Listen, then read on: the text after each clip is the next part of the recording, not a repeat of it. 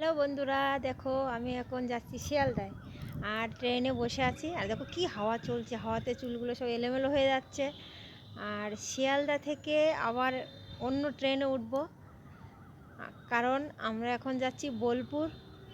তা 10টা 15-য় ট্রেন আছে, তা সেই ট্রেনটা ধরবো। ওই দেখো, ওইদিকে দিদির ছেলে মেয়ে, জামাইবু, আর এরকম মা বাবা,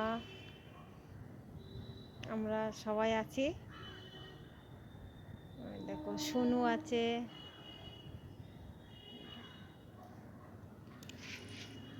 প্রায় শিয়ালদায় পৌঁছানোর মতো হয়ে গেছে। এখন রাত্রিরে ছিল ট্রেন, রাত 10টা 15-য় শিয়ালদা থেকে বোলপুরের ট্রেন। এখন